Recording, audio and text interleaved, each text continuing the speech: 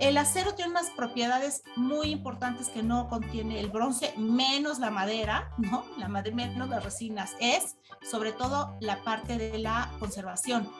Es un material que se conserva muy bien.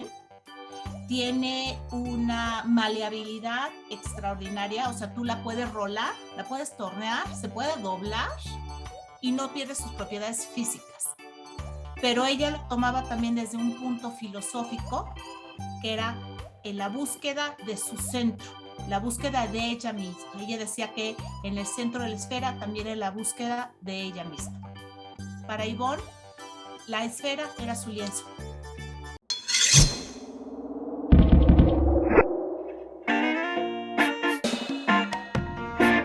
Bienvenidos a los podescuchas, a este nuevo episodio de la temporada que estamos estrenando. Yari, Oscar, bienvenidos, ¿cómo están? Muchas gracias, Alexis, por presentarnos. Yo muy bien, ¿y tú, Oscar? Yo muy bien, muy feliz, ¿no? Después de Semana Santa, entonces mucha pila. Pues ahora sí vamos a comenzar el podcast con un cafecito que tenemos ya en mano. Y primero que nada queremos agradecerles a todos los que vieron el programa pasado. Queremos pues agradecerles los buenos comentarios, el buen recibimiento que tuvimos. La verdad es que fue un reto para nosotros poder organizarlo y que, bueno, vamos a continuar con estos episodios presenciales, con nuestros invitados por acá, con las cápsulas que traemos, desde pues Oscar con la inteligencia del mercado, Yari con la cápsula de ¿sabías qué? Y en el programa de hoy vamos a tener unas invitadas especiales para todos ellos amantes del arte. Vamos a platicar un poco sobre su propuesta que tienen. Vamos a estarlos invitando a una dinámica que ellas traen, así que bueno, estén atentos y al pendientes. Y ahora sí, vamos a arrancar con la primera cápsula que la trae Oscar. Oscar, ¿qué nos traes por acá? Bien, pues vamos a hablar de los indicadores ya habituales, ¿no? Y acá quiero empezar primeramente por el tipo de cambio. Como platicamos desde el podcast pasado, el peso ha tenido muy buen desempeño, ¿no? A corte del día de hoy, bueno, al día 19, ¿no? Puntualmente el Banco de México publicó ahí la posición y ahorita ya está en 20.083 pesos por dólar, ¿no? Entonces continuamos con un muy buen desempeño, ¿no? del peso. Entonces sigue con esta tendencia estable, ¿no? Ya hemos visto ocasiones que pasa el techo de los 19 pesos, entonces el mensaje ahorita es que tenemos una moneda fuerte. Pasando a otro indicador, el indicador de la actividad industrial. Bueno, pues acá desafortunadamente perdimos la buena racha que traíamos, ¿no? En donde ya ahorita se coloca este indicador a menos 1%.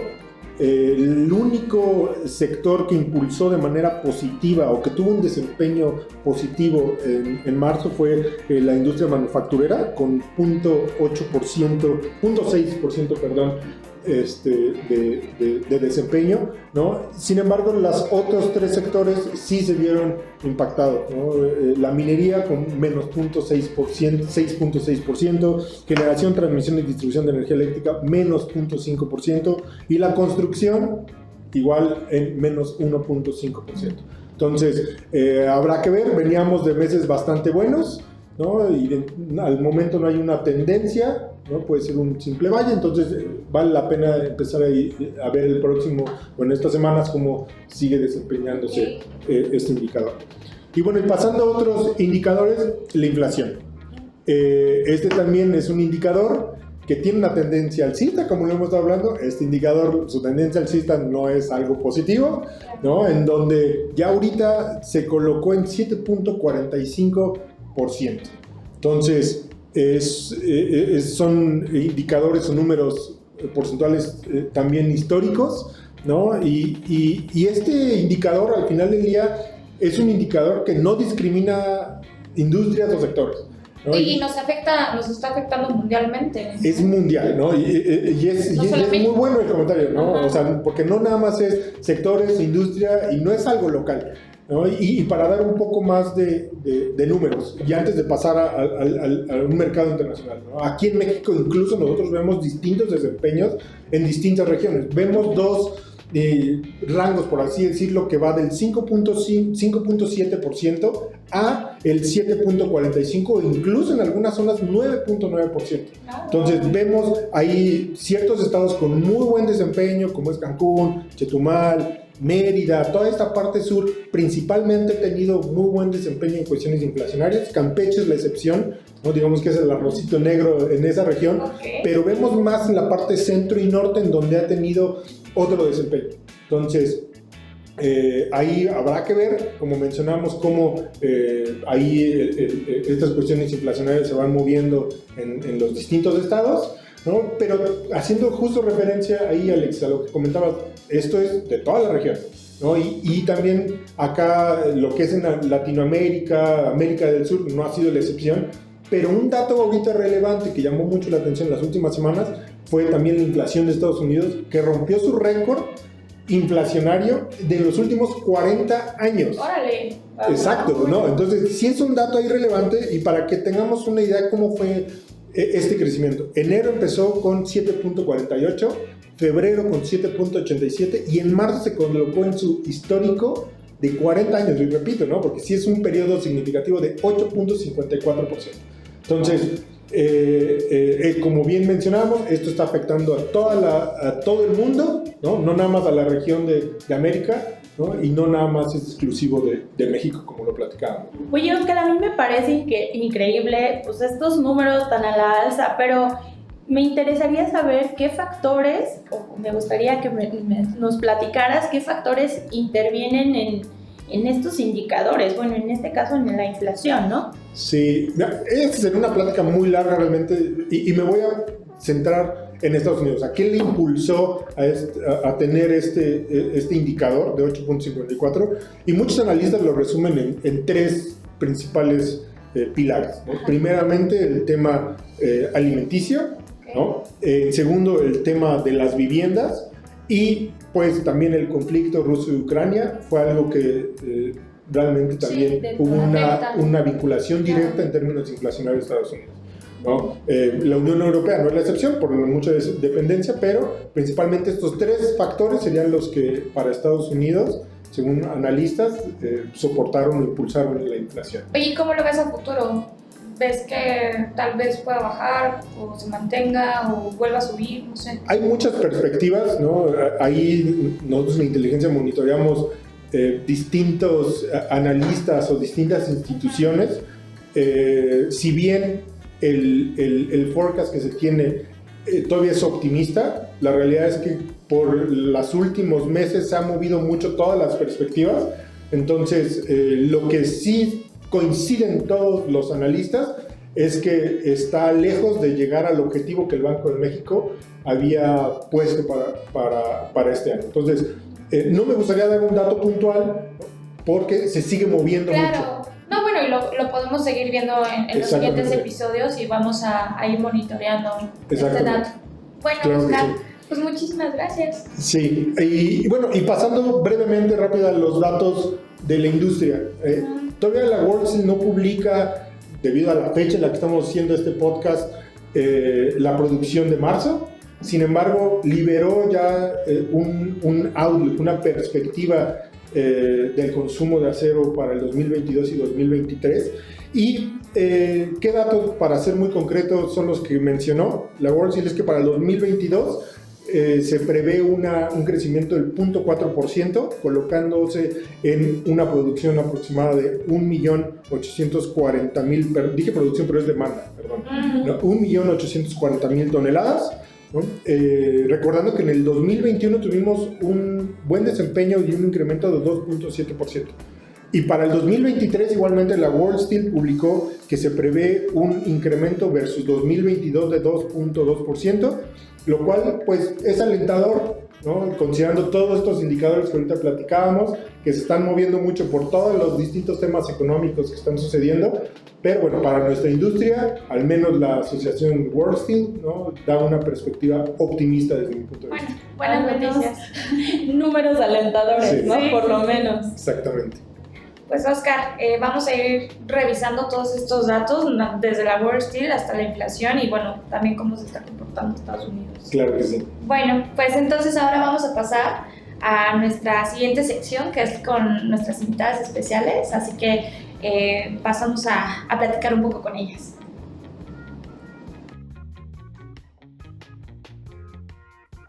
Y ahora damos la bienvenida a nuestras invitadas especiales del día de hoy, que vienen del estudio Yvonne Domenech. Nos acompaña el día de hoy Chantal Cutolec y Fernanda Muñoz, que forman parte, pues, del estudio.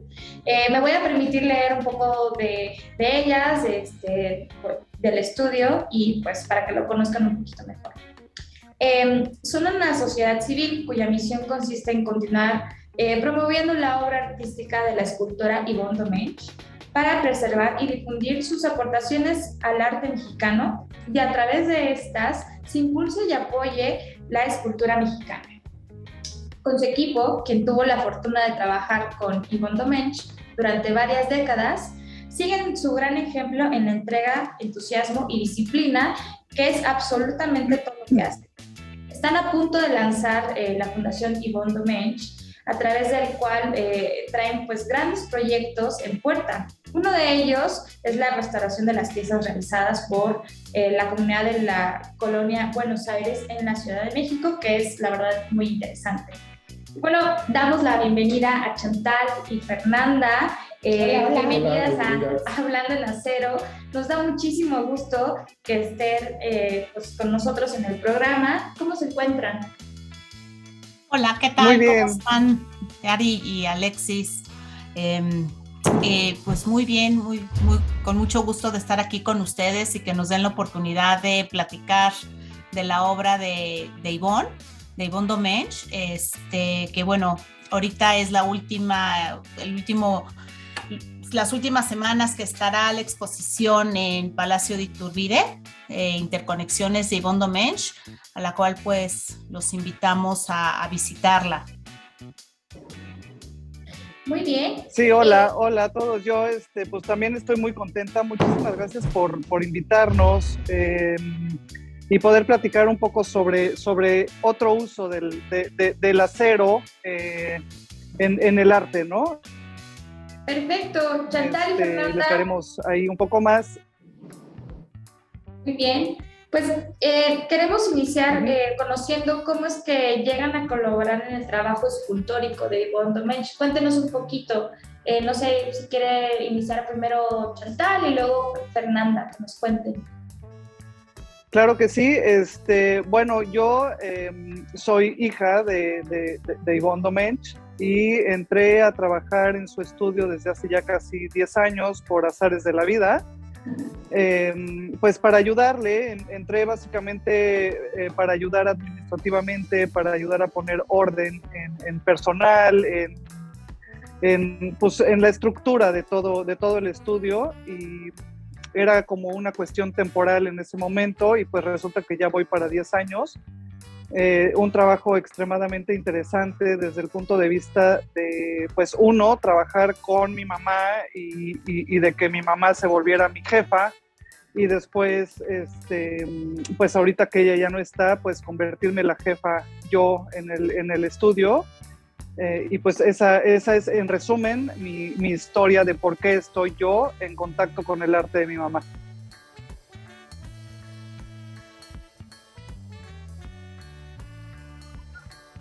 Si quieres, ¿nos puedes contar un poquito sobre cómo llegas al estudio? Sí, pues bueno, yo venía de una carrera larga en varias instituciones de gobierno, en el Instituto de Antropología e Historia, después de Secretaría de Hacienda y Palacio Nacional. Soy restauradora con especialidad en arte contemporáneo, y en 2018 me invita Yvonne a colaborar con ella, porque se tenía, en ese momento no era muy, no estaba totalmente confirmada, pero se tenía la posibilidad de exponer en Palacio de Iturbide, y había la necesidad de hacer trabajo de investigación e inventario de su obra artística, para hacer esta exposición que actualmente es la que se está exhibiendo. Y pues bueno, empecé a trabajar con ella y feliz y fascinada. Fue 1 año y medio de trabajo muy, muy intenso. Y pues más que haber trabajado con ella, fue una relación cercana tanto con Ivonne como con sus hijos. Entonces pues ya somos una parte de un equipo, una familia, porque también todos nuestros colaboradores, no son trabajadores, son nuestros colaboradores, pues habían estado trabajando con Ivonne, el fundidor, el herrero, el pintor, pues por 40 años. Entonces, cuando yo ingreso aquí en el estudio, pues fue como entrar a una familia, ¿no? Eso es muy lindo, entrar a una familia y aprender cosas distintas, y también como que tenía yo un bagaje que también podría insertarse muy bien a las necesidades del estudio. Yo pensé que posteriormente de pues, su fallecimiento y que bueno, que ya concluyendo la exposición, pues ya, yo ya había hecho mi trabajo. Pero bueno, pues aquí con Chantal y yo, pues nos llevamos súper bien, hacemos un trabajo, nos divertimos, nos estresamos mucho. Mucho, pero pues estamos con estos nuevos proyectos, muchos en puerta y con ganas de seguir echando adelante, promoviendo, dando a conocer la obra de Ivonne, que fue una extraordinaria escultora mexicana, muy poco conocida, desafortunadamente, por nosotros mexicanos, creo más conocida en el extranjero que por nosotros. Y pues bueno, y también seguir apoyando al arte en México, seguir apoyando a jóvenes que quieran emprender la carrera de escultura. Bueno, pues hacia allá vamos, ¿no? Con muchos proyectos. Perfecto, qué bueno. Y escuchar, ¿no? Su propia experiencia desde, bueno, Chantal, ¿no? De este reto de tomar las riendas del estudio y que, pues, aún pensando que no ibas a durar mucho y que sigues, y que Fernando también que se suma a este equipo, que ya lo dijeron, qué bueno escuchar que hace muy buena mancuerna. Oye, Fernanda, yo tengo una pregunta, digo, acerca de todo esto. ¿Cuál es el proceso creativo de Ivonne? ¿Cómo es que la esfera se convierte en el elemento fundamental de la obra de Ivonne? Mira, esto viene desde su infancia. Ella viene de una familia muy culta. Su padre, como me dijo bien, los hermanos de Ivonne me decían, pues es que mi papá pues era abogado, pero primero que abogado era filósofo, músico y después abogado. Entonces eso te dice mucho cómo era el día a día en casa de Ivonne, en las cenas, en lugar de estar hablando sobre cómo te fue en la escuela, qué te dejaron de tarea. Pues creo que Chantal nos podría decir mejor, pero era más pláticas filosóficas porque él era un amante de la filosofía. Entonces, desde pequeña, su papá le empezó a hablar sobre la filosofía de Wilhelm Leibniz, ¿no? Que es un filósofo del siglo XVI, en el que escribe un tratado de la monadología. La monadología viene siendo como unas esencias de los átomos. Para que entiendas, ella se los imagina que son unas esferas que están pues en tu ambiente, en el universo, y ella se las imagina de una forma esférica. Con esa imaginación de niña, pues empieza desde ese entonces a imaginarse que era una esfera. Entonces sus primeras piezas, por eso las empieza a hacer esféricas, ¿no? Sin embargo, vemos una transición entre que sí empezó como cualquier escultor haciendo escultura figurativa. ¿Por qué? Porque siempre Ivonne nos decía que el cuerpo humano, la escultura figurativa, le daba la proporción. La proporción es muy importante en la escultura. Y posteriormente, esa figura se convierte, hay unas piezas muy interesantes, sobre todo en el Museo del Chopo, donde vemos esa transición de Ivonne, de la figura humana hacia la esfera. De esa esfera que empieza a construir sencilla y que empieza a tallar, porque ella era talladora. Es muy importante entender este punto, porque en su primer inicio ella tallaba, quitaba el material, más no construía. Vamos a pasar ese tema posteriormente.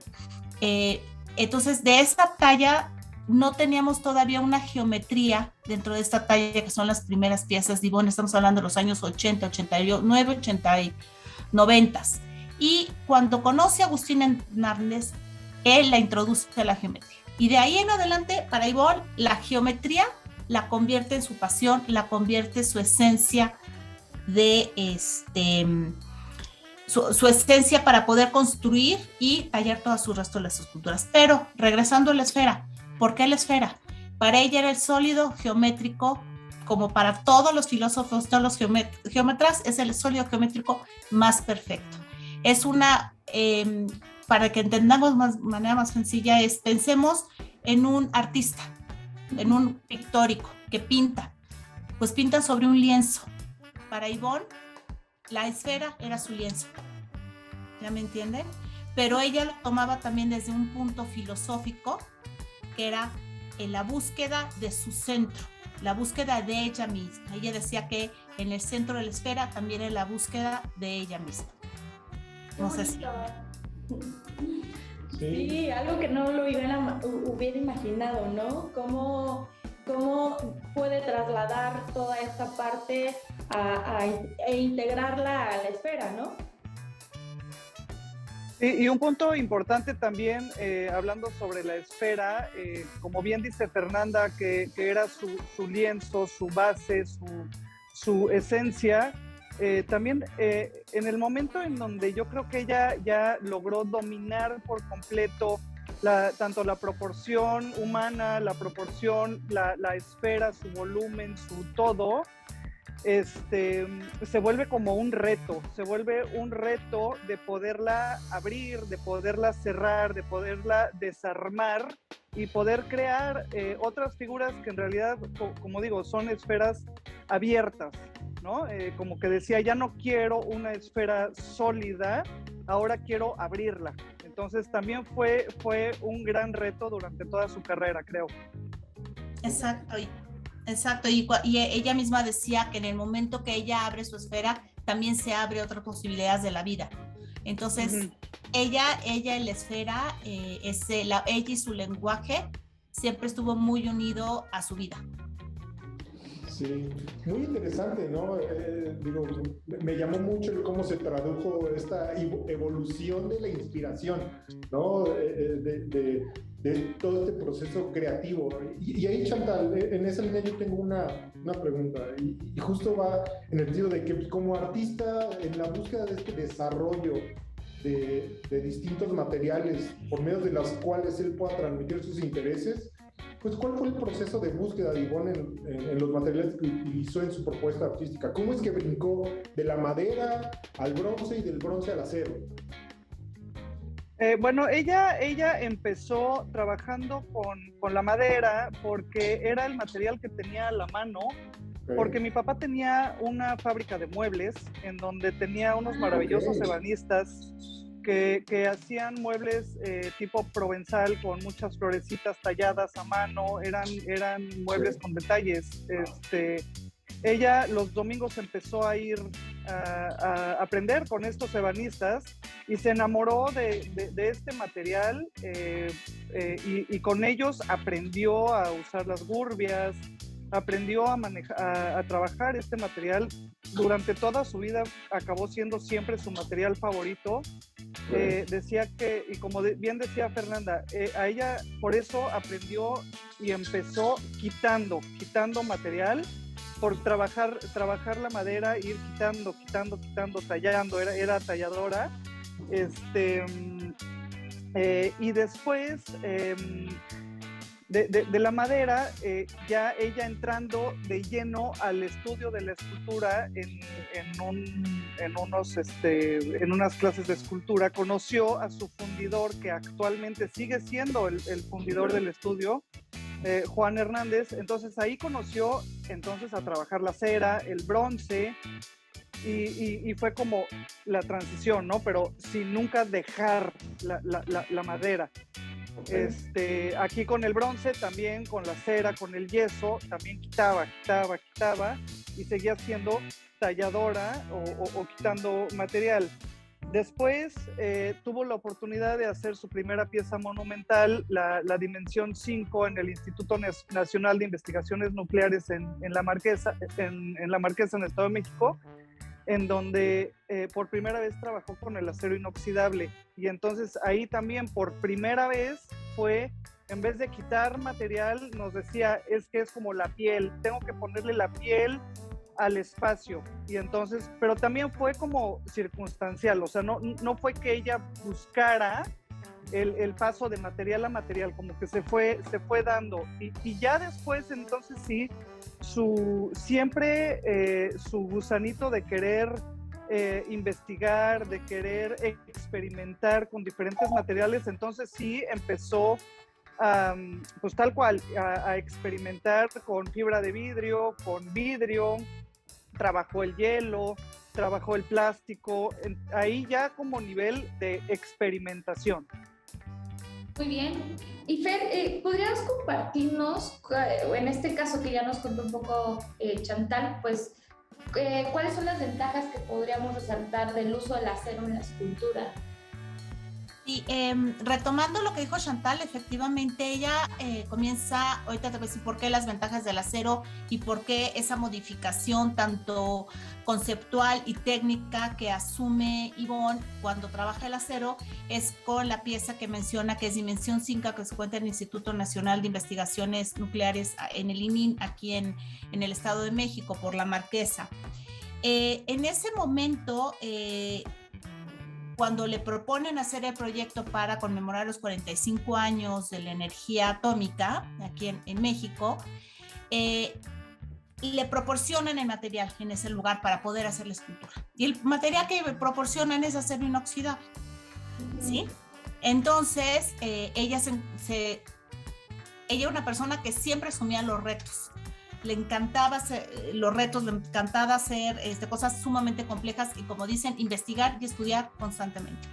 Y gracias a que tenía este conocimiento geométrico que le había enseñado Agustín Hernández y que tenía una geómetra también que la apoyaba para poder pasar las cosas a planos, es que puede llegar a crear esta pieza Dimensión 5 inspirada en las moléculas del nuevo descubrimiento sobre la cristalografía, que es la Dimensión 5, que es otro tema complicado, pero muy interesante. Entonces, ¿qué pasa con Ivonne? Cuando le dan este material, el acero es completamente distinto que el bronce. Tenemos el bronce es un material muy dúctil, o sea, digamos que se puede totalmente moldear, o sea, haces un molde y es un líquido que vacías, ¿no? Por eso es el bronce a la cera perdida, lo vacías en un molde de yeso recubierto de una cera. Cuando vacías el bronce, ¿sí? Se pierde la cera, de ahí viene lo del bronce a la cera perdida. Abres tu molde y adentro tienes ya, bueno, la pieza no sale impecable, por supuesto, hay que trabajarla todavía, unirla, no se puede hacer las piezas de Ivonne en una sola en una solo molde, porque son grandes, se tienen que hacer en diferentes partes. ¿Qué pasa con el acero? El acero ya no puede hacer esa parte de talla y de esa talla hacer un molde. ¿Por qué? Porque no es dúctil, no tiene esa ductilidad. La temperatura para fundir el acero, que son 3000 grados centígrados o algo así, o sea, ahorita de memoria no lo recuerdo exactamente, pero sí, o sea, son el punto de fusión aproximada para transformarse de sólido a líquido es de 3000 grados centígrados. Entonces, pues evidentemente alcanzar esta temperatura en, ¿cómo se llama? A ver, aquí ando medio perdida, ustedes perdonarán, es imposible.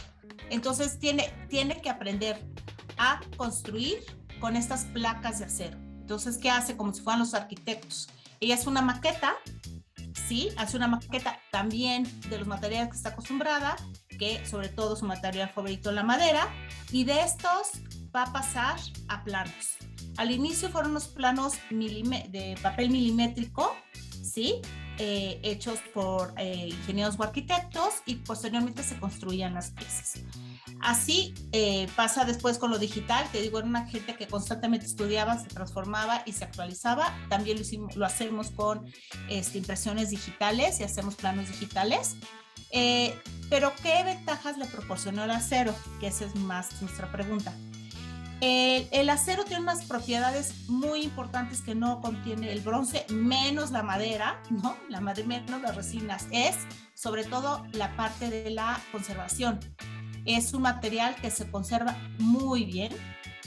Tiene una maleabilidad extraordinaria, o sea, tú la puedes rolar, la puedes tornear, se puede doblar y no pierde sus propiedades físicas, ¿sí?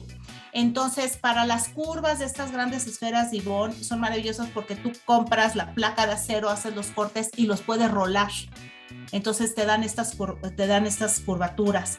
Es elástico, tiene una elasticidad maravillosa. El bronce una vez no es elástico, es más maleable más que elástico. Sin embargo, el acero es muy elástico, tiene mucha resistencia. El bronce lo tiene también, pero el acero es mucho más resistente. Otra cosa, es más ligero. Así, aunque ustedes no crean, es más ligero que el bronce. Entonces, para escultura monumental es muy importante considerar los pesos. Estamos hablando de esculturas como la que está en Cuernavaca de 20 metros, pues tenemos que considerar los pesos. O, por ejemplo, las piezas que tenemos en Palacio Iturbide en este momento, tenemos que considerar muchísimo los pesos de las esferas por el hundimiento diferencial del edificio colonial en Centro Histórico, ¿no? Otra cosa, la facilidad de soldar y armar estos grandes módulos. Ustedes piensen hacer una escultura es como construir una casa, o sea, 20 metros, pensemos que una casa tiene 3 metros, más o menos la distancia de un solo piso. Ahora ustedes piensen construir una escultura de 20 metros, un pequeño edificio. ¿Estamos de acuerdo? Claro. Esto no le puedes construir en una sola parte, o sea, no vas a llegar y vas a hacer una casa de 20 metros en una sola parte. Tienes que hacer estos módulos y tienes que armar. Una de las grandes aportaciones de Yvonne Domenech es exactamente eso, los módulos. Gracias al acero es que puede hacer la escultura modular. Ella, con su gran capacidad de abstracción de los objetos de la naturaleza, es que a partir, por ejemplo, de una pequeña florecita, va abstrayendo las líneas geométricas principales y hace una sola forma geométrica que repetidas varias veces forma la esfera. ¿Qué sucede? En el caso que tengamos que exportar las piezas, por ejemplo, cuando se llevaron las piezas a Millennium Park en el 2012 para festejar el centenario de la Revolución de Independencia de México, se llevaron piezas de 5 metros y de 3 metros y medio. Entonces, exacto, que dices, no me cabe en un camión, no me cabe en un barco, o sea, no me cabe ni por los puentes de las casetas, ¿no? ¿No? Entonces, ¿qué pasó? Se fueron desarmadas, se fueron en módulos. Pero esos módulos fueron gracias a que el acero se puede doblar, se puede fabricar estos módulos y posteriormente pues los ponemos como si fueran los grandes legos con unos pernos, se ajustan con tornillos y es que se crean esas piezas, ¿no? Entonces, otra ventaja pues la conexión fácil entre en cambio el bronce, la conexión es muy difícil porque la soldadura de bronce es complicada y no te queda nunca bien. En el acero no tienes problema con el tipo de soldadura, ¿no? Y pues bueno, y los acabados, ¿no? Que le pones unos acabados, unos primers, los colores, y bueno, tiene unos colores ya patentados, que son sus colores personales. El rojo, el azul almirante, el amarillo Domenech, el blanco Domenech. Esos colores que son muy vibrantes, pues gracias a que tenemos una base como el acero, podemos aplicar esos colores tan vibrantes. Bueno, y justamente de lo que cuentas, Fer, parte de una de las obras más importantes de Yvonne están plasmadas en el Millennium Park en Chicago. Y bueno, Chantal, cuéntanos un poquito justo de cómo llegó Yvonne a ser como pues, la primera mujer mexicana en exponer ahí, ¿no? ¿Cómo fue el desarrollo de su carrera? Bueno, sí, tuvo la fortuna de ser la primera mujer mexicana en exponer ahí. Para ella fue como un gran sueño. Fue por concurso. A ella la eligieron, pues por toda la trayectoria que tenía. También, como decía Fernanda, bueno, los colores y las formas y la cuestión logística de poder transportar e instalar las piezas modularmente allá, o sea, como que fue un todo que como les digo, fue un sueño hecho realidad. Pusieron sus piezas ahí en Millennium, esto fue en 2012 y estuvieron expuestas durante 2 años. Y bueno, era algo espectacular porque además Chicago en invierno pues se llena de neblina, todo gris, todo frío, y empiezan a llegar estas piezas módulo por módulo y el espectáculo empieza desde que llega el primer camión, el primer módulo, y cómo empiezan a armarlas ahí y empieza a llenarse este paisaje gris y frío de estos colores vibrantes y llenos que, bueno, también son representativos de mi mamá, pero también son muy representativos de nuestro México. Para mi mamá siempre era muy importante el darle su espacio a nuestro México, ¿no? Con esta chispa, con esta vibra, y esto a través de estos colores. Y bueno, y sus esculturas, pues también, o sea, la gente estaba impresionada, ella quería que la gente conviviera con estas esculturas, quería que la gente estuviera físicamente en contacto con ellas. Había, no sé si, bueno, ya verán después las fotos, pero una de las partes era el árbol de la vida, con sus 2 semillas grandototas abajo, y son unas semillas que medían como 2 metros de largo y te podías meter adentro. Y un día estábamos dando ahí la vuelta y había una señora adentro de la escultura amamantando a su bebé, ¿no? Entonces fue como otro sueño hecho realidad para ella, ¿no? Para ella siempre nos decía, es que yo con mi arte quiero sacar al espectador de su cotidianeidad, de su pensamiento ya lleno de estrés, lleno de responsabilidades, lleno de rutinas, y ella quería que con su arte todos nosotros pudiéramos salirnos un ratito, aunque sea un instante, y poder llenarnos de esta armonía, de esta alegría, de este color, ¿no? Y de este calor de sus piezas. Entonces, digo, toda esta es la parte como logística y romántica desde mi punto de vista de lo que fue Millennium, pero para ella en su trayectoria artística fue como una resortera, fue como una catapulta que la mandó ya a nivel mundial por la cantidad de visitantes que tiene ese parque. Digo, está la escultura de Anish Kapoor ahí, que yo no sé mucho de estadísticas, pero sé que es de las esculturas más visitadas a nivel mundial. Y pues las esculturas estaban el coral, estaba las olas de viento, estaba el listón de tabachín, el árbol y las 2 semillas en este pasillo, pues en este lugar tan privilegiado, ¿no? Entonces, pues ese es un poco el resumen de Millennium Park, que pues hasta la fecha lo atesoramos y lo vamos a seguir atesorando toda la vida, porque fue realmente un gran logro y sobre todo un gran orgullo para nosotros como familia, para los espectadores a nivel mundial, pero sobre todo para México. Haya compartido escenario con Anish Kapoor es súper interesante. Fernanda, empezamos hablando de la inspiración, hablamos de los retos, la diversidad de materiales, y ahorita hablábamos de los sueños, ¿no? de Yvonne. Y en ese sentido, yo te quiero preguntar, ¿cuál es desde tu perspectiva el legado de Yvonne? ¿No? De escultora, ¿no? Allá formar el estudio Yvonne Domenech. Pues más que de escultora al estudio, yo creo que el legado es en la escultura mexicana. Lo más importante que me gustaría recalcar es que escultoras mexicanas monumentales, pues nada más en la actualidad tenemos 3, ¿no? Okay. Helen Escobedo, Ángela Gurría e Yvonne Domenech. Por algún motivo tenemos muchos extraordinarios escultores monumentales y escultores de todo tipo en México.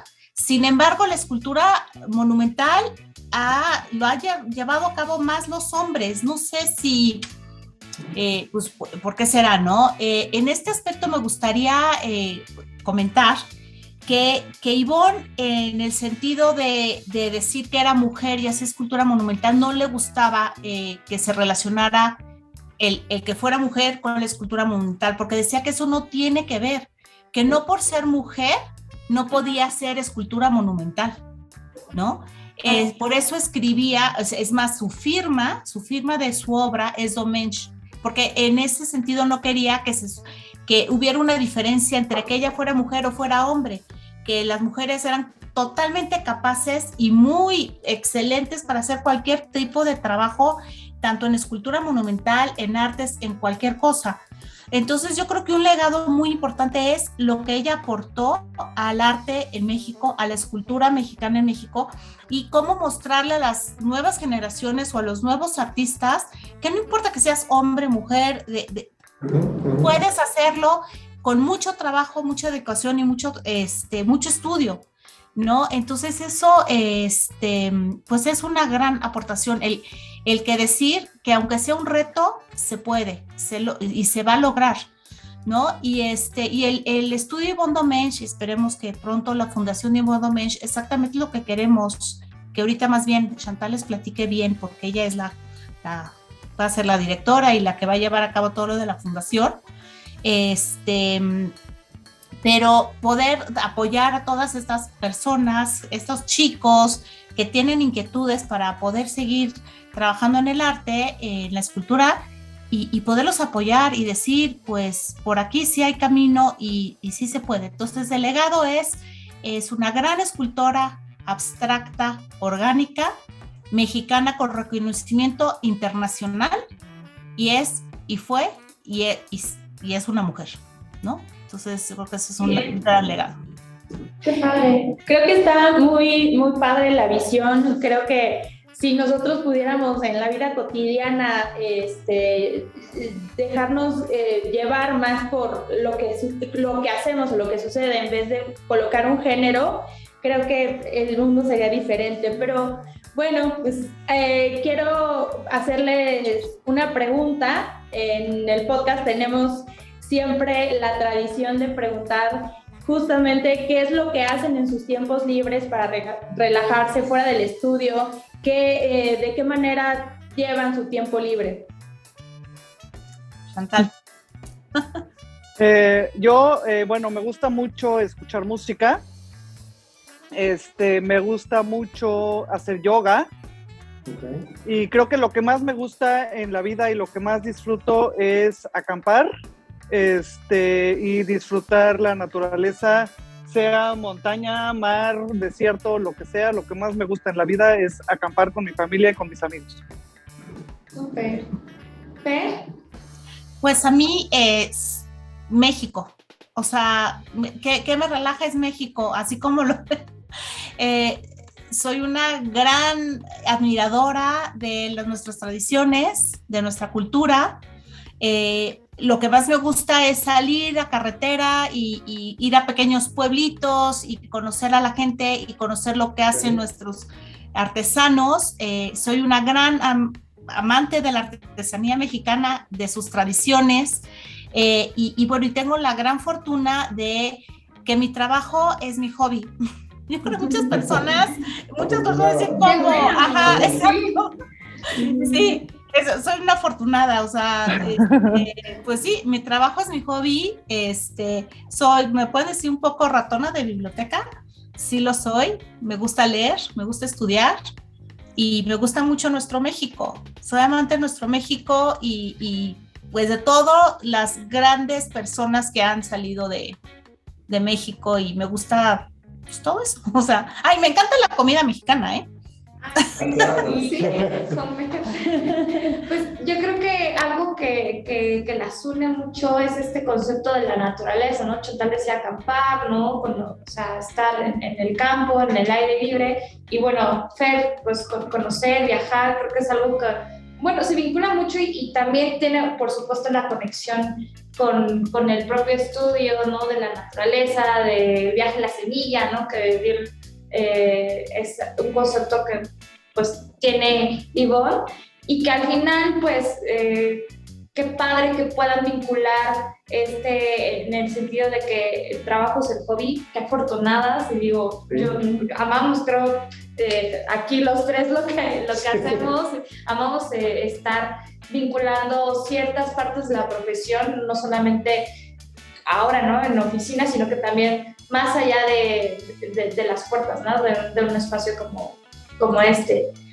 Y pues bueno, queremos darles las gracias por que nos hayan acompañado el día de hoy, que hayan compartido parte de su experiencia, parte de la visión que tiene el estudio y que se va a transformar en una fundación.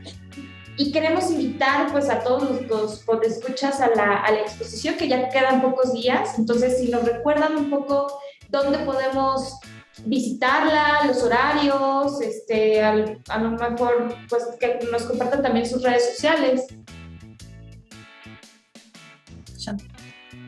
Claro que sí, miren, la página es www.yvonnedomench.com, Yvonne con Y, todas nuestras redes sociales, Instagram, Twitter, Facebook, es como Yvonne Domench.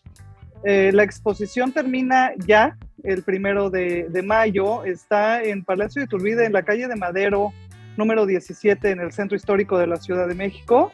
Tienen un horario de 11 de la mañana a 7 de la noche, es gratuita la entrada. Perfecto. Por favor, no dejen de ir, es una maravilla, y cualquier cosa que nos quieran comentar, nos encanta recibir comentarios y estar en contacto con la gente. Nuestro correo es contacto@yvonnedomench.com. Perfecto. Perfecto. Pues estaremos encantados bueno, yo ya la he visitado 2 veces, entonces que pues invitar a todos los podescuchas, Oscar y Ari, por supuesto, que vayan, lleven a su familia. Ya tengo una tarde planeada, ¿no? Un plan de fin de semana, claro. Aprovechar. Perfecto, pues Chantal, Fer, de nuevo muchísimas gracias por acompañarnos el día de hoy y esperamos que volvamos a platicar con ustedes en otra ocasión hablando sobre el acero. Gracias, Oscar, Yari, Alexis. Muchísimas gracias. Muchísimas gracias. Bueno, damos entrada a la sección del ¿Sabías qué? Así que Yari, ¿qué nos traes el día de hoy? Vamos que platicar. Pues primero que nada ya saben que este es el cierre, entonces relajados y con la mente un poquito ágil para irnos a ciertos datos. ¿Sabían que el primer avión se construyó totalmente de acero y además en serie? O sea, fue el primer elemento hecho o construido en serie. ¿No? ¿Tenían la idea?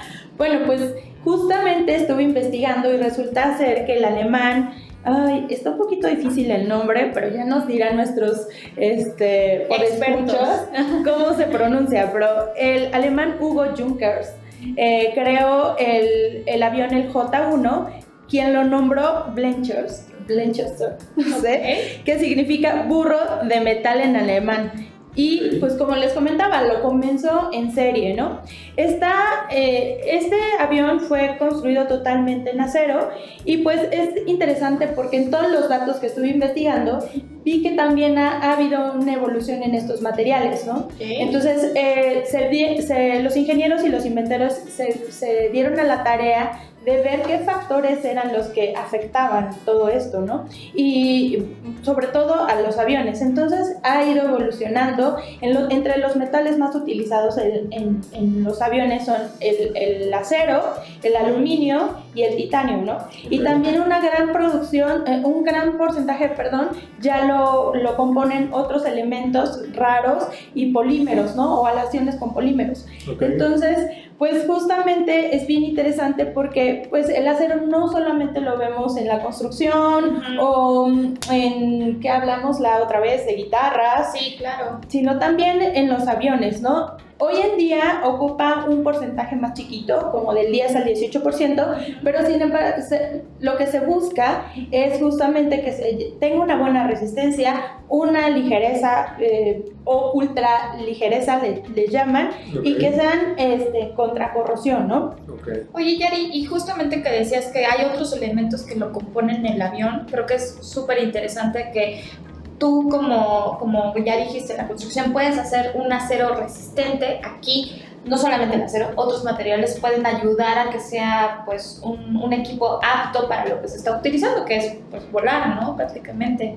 Sí, eso está increíble. Creo que los ingenieros tenemos la tarea de estar buscando esta parte y bueno, no descartar pues que en un futuro la tecnología y las tendencias sean a los materiales, a ¿no? los materiales. Sí, justamente es lo que estuve investigando, que el futuro ya habla de vehículos autónomos volando, ¿no? Entonces, pues está increíble, pero les quiero hacer una pregunta para sacarlos un poquito de mis datos. ¿Saben cuál es el avión más grande del mundo, pero a nivel de pasajeros? No tengo la menor idea. Bueno, pues dentro de este es el Airbus A380, entonces tiene una capacidad de 550 pasajeros, que esto más o menos se traduce en 580 toneladas, junto con el almacenamiento de combustible. Bueno, no sé qué capacidad tengan los cruceros, pero ¿te imaginas como casi que esté volando? Sí. Híjole, es enorme, ¿no? Para 500 pasajeros. Sí, es muchísimo, imagínense, no sé cuántos edificios podrían ser en 580 Claro, toneladas, imagínate ¿no? cuánta gente puede habitar ahí. Ujú. Bueno, Sí, y pues bueno, para finalizar les quiero comentar del dato curioso, es que este avión tiene una característica muy padre porque es autónomo, o bueno, no sé si la palabra correcta sea autónomo, pero puede volar una trayectoria de 14.500 kilómetros sin hacer ninguna parada, es decir, el combustible soporta todo esto. Entonces, para tener un poquito de idea de la magnitud de lo que estoy hablando, es como si hiciéramos un vuelo de México, de la Ciudad de México a Francia, ¿no? órale, Sin ninguna parada. no manches. Entonces, pues bueno, ahí los invito a todos que lean un poco acerca de la evolución de los aviones porque está increíble. Me topé dentro de la investigación con datos sobre drones, sobre cosas que ni siquiera tenía como esa sensibilidad, ¿no? Me dieron ganas de viajar. No, bueno, y que es súper interesante, ¿no? Como ya lo mencionas, este estudio del vuelo, que creo que lo podemos ver desde otras perspectivas y que el acero, pues, lo vemos de nuevo, ¿no? Que está presente en todos los sentidos y es súper padre escuchar cómo no nada más en la construcción está presente. Pues, Yari, muchísimas gracias. Gracias a ustedes. Este dato interesante. muy interesante y curioso. Y pues a los podescuchas les damos muchas gracias a que hayan llegado hasta este punto, que hayan escuchado todo el programa. Los invitamos, por supuesto, a que compartan el episodio si les gustó. Tenemos Facebook, tenemos Instagram, tenemos LinkedIn. Le den activar en la campanita las notificaciones en YouTube para que ahí lo puedan compartir. Y pues sus comentarios de nuevo, ¿no? Si quieren escuchar a alguien por acá, si conocen a alguien que sea experto en el acero, ya lo vimos, no solamente en la construcción, sino en otros temas, estaremos encantados de poder platicar por acá. Y pues bueno, de nuevo muchísimas gracias por estar escuchándonos, viéndonos y nos vemos en el siguiente episodio. Bye. Gracias. Bye.